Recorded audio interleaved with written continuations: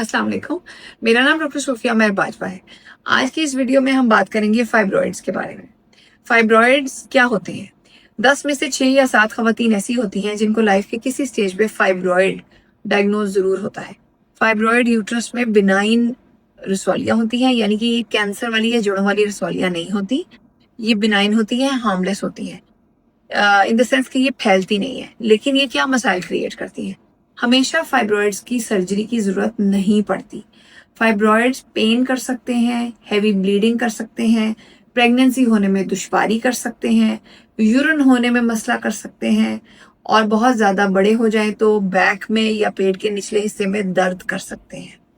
सो ये होते हैं फाइब्रॉइड्स। अब मैं आपको ये बताऊंगी कि क्या आपको अगर फाइब्रॉइड्स हैं तो क्या हमेशा उनका इलाज करवाना है और उनका क्या इलाज होता है।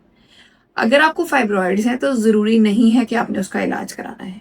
पहली बात तो ये हो गई कि फाइब्रॉइड किसी मेडिसिन से ठीक नहीं होते, किसी इंजेक्शन या गोली से वो श्रिंक भी नहीं होते। अगर आपने उनका इलाज कराना है तो सर्जरी है, लेकिन हमेशा फाइब्रॉइड्स को रिमूव करने की भी ज़रूरत नहीं होती। अगर फाइब्रॉइड का साइज एक लिमिट से बड़ा है, वो आपको हैवी ब्लीडिंग करते हैं, पीरियड में क्लॉट्स करते हैं, प्रेगनेंसी वाली जगह के पास हैं, और आपकी प्रेगनेंसी होने की एबिलिटी को कम करते हैं, ख़राब करते हैं, आपके यूरिन में मसला कर रहे हैं, सिवियर पेन कर रहे हैं, बैक में दर्द कर रहे हैं, फिर हो सकता है कि आपको फाइब्रॉइड्स की सर्जरी की ज़रूरत पड़े। फाइब्रॉइड की सर्जरी 3 तरह की होती है। ऊपर से की जाती है लेप्रोस्कोपिक सर्जरी, नीचे से की जाती है स्टेरोस्कोपिक, ये कैमरे वाली लेजर सर्जरीज होती है। और अगर फाइब्रॉइड एक लिमिट से बड़ा हो तो पेट कट करके लेप्रोटमी करने की भी जरूरत कई दफा पड़ती है।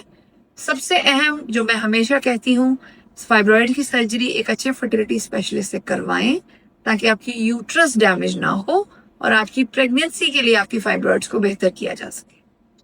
अगर आपकी फैमिली कंप्लीट है और आपको फाइब्रॉइड्स है, फिर आप अपनी यूट्रस रिमूव करवाने का डिसीजन अपने डॉक्टर के साथ डिस्कस करके ले सकते हैं। अब मैं बात करूंगी फाइब्रॉइड्स और प्रेगनेंसी के बारे में, क्योंकि ये भी एक कमेंट है जो कि मेरे व्यूअर ने लिखा था कि मुझे फाइब्रॉइड के साथ प्रेगनेंसी है।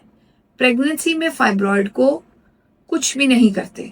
प्रेगनेंसी के दौरान फाइब्रॉइड की सर्जरी नहीं कर सकते।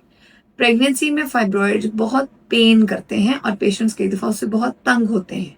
उसके लिए आपने पेन किलर टैबलेट लेनी है, और अगर आपको ना आराम आए तो आपने पेन किलर इंजेक्शन लगवाना है।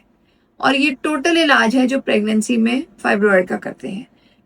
पेन किलर टैबलेट पैनाडोल से शुरू करके स्ट्रॉन्ग पेन किलर टैबलेट्स तक, और अगर ना ठीक हो तो इंजेक्शंस जो कि आर्जी तौर पे पेन को कंट्रोल करेंगे। प्रेगनेंसी में फाइब्रॉइड्स की डीजेनरेशन होती है, उनकी ग्रोथ भी होती है, इसलिए प्रेगनेंसी में फाइब्रॉइड्स में बहुत पेन होता है।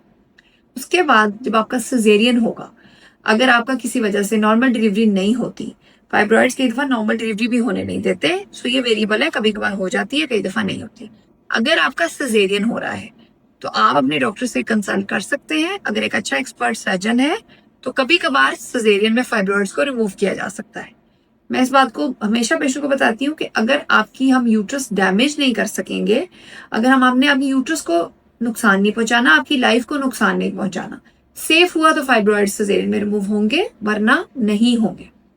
उसके बाद जब आप प्रेगनेंसी से फारिग हो जाए तो 3 मंथ्स के बाद आपको डॉक्टर को चेक कराना चाहिए, और उस वक्त सोचना चाहिए कि अगली प्रेगनेंसी प्लान करने से पहले क्या मुझे इन फाइब्रॉइड्स को रिमूव तो नहीं करवाना चाहिए। तो ये सवाल उस वक्त एड्रेस होना चाहिए।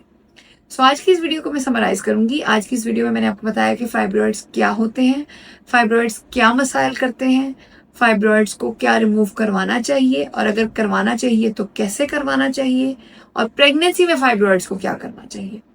अगर आपको मेरी ये वीडियो पसंद आई है तो मेरी वीडियो को लाइक करें और मेरी वीडियो को शेयर करें, और अगर आप चाहते हैं कि मैं किसी खास चीज़ पे वीडियो बनाऊं तो आप कमेंट्स में लिखें। Thank you.